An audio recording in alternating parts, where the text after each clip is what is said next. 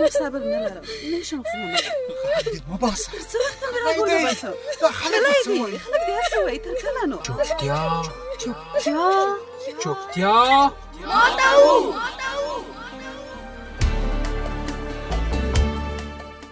د چوپتیا ماتو خبرونه درنو اوریدونکو په سلامونو او نیکو هیلو مو هرکلی کوم. هیله ده چې تاسو ټول به روغ او سلامت اوسئ.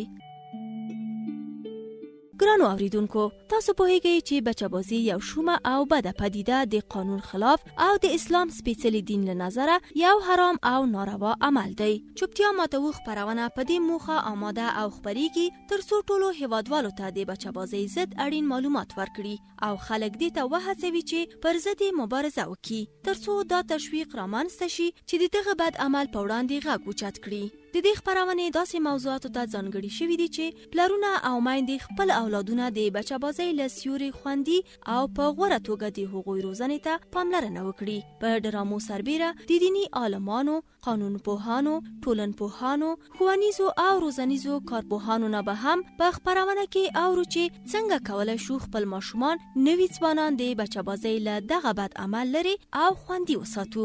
خو پوښتنه دا ده چې ماشومان او ځوانان څنګه په دغه لومه کې راګیر کیږي، ولې دې لارې ته رابلل کیږي او د خلاصون چاره یې څه ده؟ د دغه ځوابونو پیدا کولو لپاره په مهربانۍ سره د چوپتیا ماتو خبرونه سره اوسئ. ګرانو اوریدونکو، د دې ونې په خبرونه کې به د بچه‌بازۍ پر ضد مبارزه کې د خلکو رول په اړه بحث ولرو. دوستانو بیا هم ښه راغلی. د خبرونې په دې برخه کې له میلمه سره د خبرونې د موضوع په اړه بحث لرو. د نن ورځې خبرونه کې بیا هم را سره جاوید موهمن د پوهنتون استاد په استودیو کې را سره دی او په دې به خبرې کوو چې د بچه‌بازۍ په مبارزه کې د خلکو رول څنګه دی. له بچه‌بازۍ سره په مبارزه کې د خلکو رول باید څه وسی؟ ډیره مننه. البته دا په ډاګه د ټوله نړۍ کې دا ولس دا وګړي دي په ټولنو کې چې تغیرات راولي، بدلونونه راولي، ستر بدلونونه راولي. ځکه ولس ته چې کله لاس پکار شي هر مسله پکې حل کیږي. دغه د بچه‌بازۍ ناوړه پدیده اصلا دغه اوس کې چې رسانیو له طریقې لږ زر عامه پوهاوی شوی، مخکې لغنه چا نه پیژانده چې دا بچه‌بازي مسله څه ده. حتی په کلیو باندې کې زه پیژنم داسې کسان دي کورنۍ دي چې د خپل د زامنو په وادونو کې الکان ګډوي. دوی خپل خپه دي پوهیږي چې دا عمل ناوړه عمل ده، خو دوی ته په یو فرهنګ او په یو دود تبدیل شوی او دومره نه پوهیږي چې دغه څوک چې ګډول کیږي، زنګ په پښو کې تړل کیږي، دا څوک ده، د کومې کورنۍ ده، د ګناه څه ده، ولې راوستل شوی ده، دا نشته. دوی ته فقط لکه یو دود غونډه شوی ده چې دوی د خپل په زامنو وادونو کې هم دغه کار کوي. یعنی دوی په خپل دغه زمينه د ته مساعده کړي د بچه‌بازۍ ته چې کلیو باندو کې دا مسله عام سي. که چیرته د ملا امامانو لخوانه، د خلکو لخوانه دا عامه پوهاوی، د رسنیو لخوانه، د دولت لخوانه عامه پوهاوی تر سره شي، د ننګ او بې عزتیو ناوړه دود ده هیڅ کله وخت حتی هغه کسان چې بچه‌بازان دي هغوی هم دا بیا د حقارت ځان احساسوي په کلی کې. خو اوس بدبختانه مخکې لدې داسې کسانو چې په دوه کسانو به افتخار کوي په کلیو باندې کې چې الکان ساتلي، زورواکي ده، قومندان ده. حالاندا چې دا یو ناوړه دود ده چې زموږ اسلام هم دا منع کړی. حتی جنسي تیری، خوشګذرانی دا ټول په لواط کې راځي چې په اسلام کې دغه جزا مرګ ده. د لواط څوک چې کوي، زنا رجم مثلا سنگسار ده په مثلا لکه څنګه چې اشاره وسوه د لوط علیه السلام قوم وګوره په اسلام کې مثلا چې دا غټ پند ده. همدې لپاره وایي چې خلک لومړی خپل علما، سپینګیري، ملکان د دوه خبرې ډیر په کلو باندو کې ډیر ښه لګیږي په خلکو باندې. مثلا ملا امام تاسو وګورئ که چیرته یو څوک چې پی ایچ ډي ولري، متخصص وي، هغه په یو کلی کې لاړ مثلا یو وینا وکړي او یو ملا امام چې یو حدیث او یو د قران سوره او آیات وایي، تاسو وګورئ توپیرونه چې د چا زر تاثیر لري. خو متاسفانه زه وایم چې د کې ځینې ملا امامان هم زمونږ ګرام دي. هغه په دې معنی چې موږ تاسو وګورئ که چیرته یو وړه مسله راپورته کیږي په هغه مسلې باندې ډیر راپیچي. مثلا د نوروز مسله ښه مثال، ولی هغه مسله چې ډیر یعنی مسؤلیت ټولنې ته ورګرځي او بد عمل ده، ناوړه عمل ده.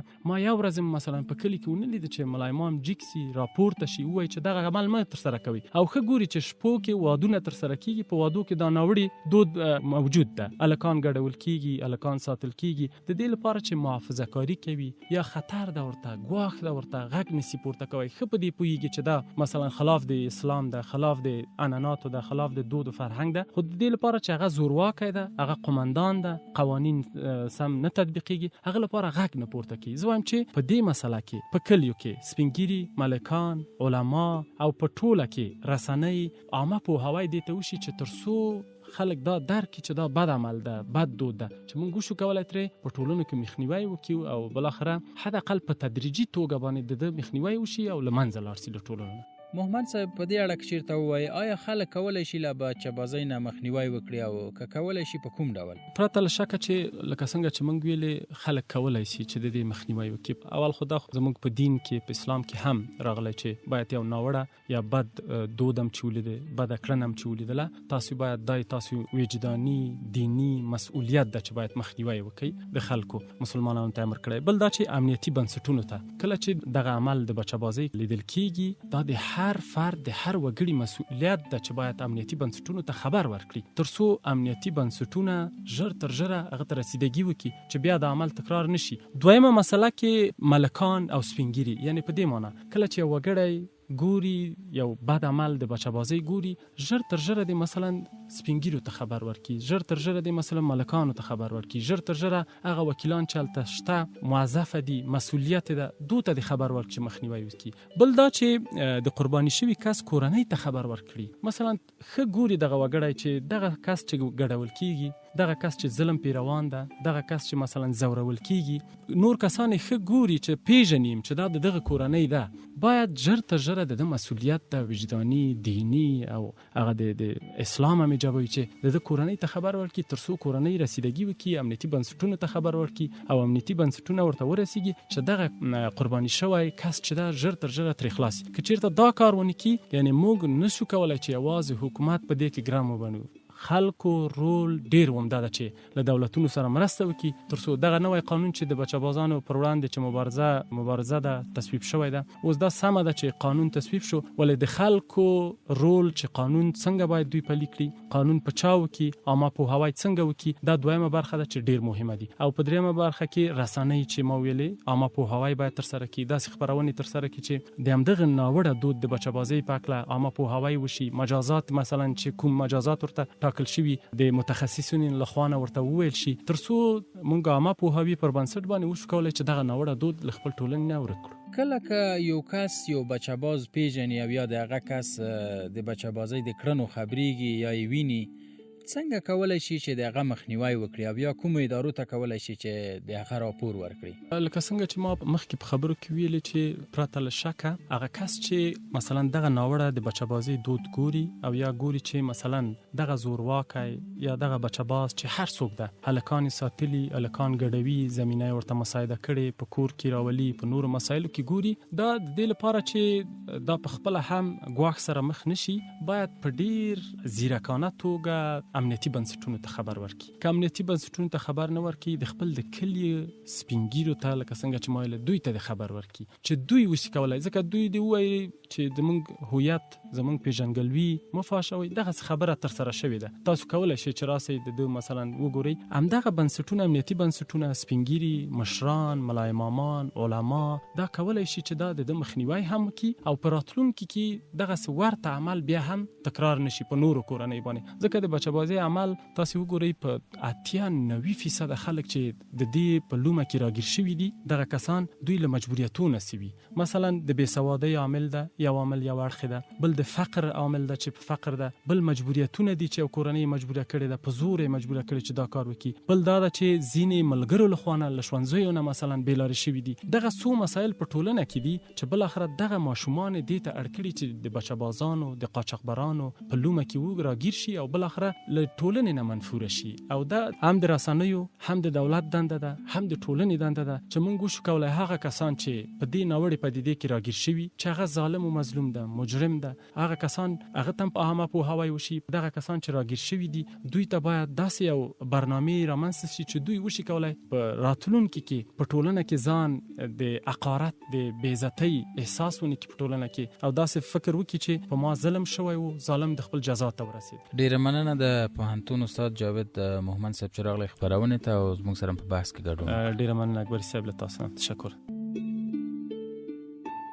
مایندو او پلرونو ته سپارښتنه. ګرانو مایندو او پلرونو، د بچه‌بازانو او له ماشومانو څخه د ناوړه ګټه اخیستونکو کسانو په وړاندې چوپ پاتې نشئ او باید چوپتیا مو ماته کړئ او له دغه ډلې سره مبارزه وکړئ. که میندې او پلرونه د قربانیانو کورنۍ او د بچه‌بازۍ د محفلونو شاهدان د دغه ډلو په اړه په راپور ورکولو کې ناغېړي وکړي، بې له شکه چې د تاوتریخوالي، جنسي ځورونې او د بچه‌بازۍ محفلونو زیاتوالي ته زمینه برابرېږي. نو کله چې میندې او پلرونه د قربانیانو کورنۍ او مشران د بچه‌بازانو د محفلونو او له ماشومانو نه د ناوړه ګټې اخیستنې څخه خبرېږي، باید محکمو، پولیسو او امنیتي ارګانونو ته خبر ورکړي ترڅو قضایه قوه دغه مجرمانو عدالت ته کشولو لپاره موقع ترلاسه کړي. که ملت پوښتنه کوونکی نه وي او د دا ډول کړنو مخه ونه نیسي، هیڅ کله به ماشومان خوندي پاتې نشي.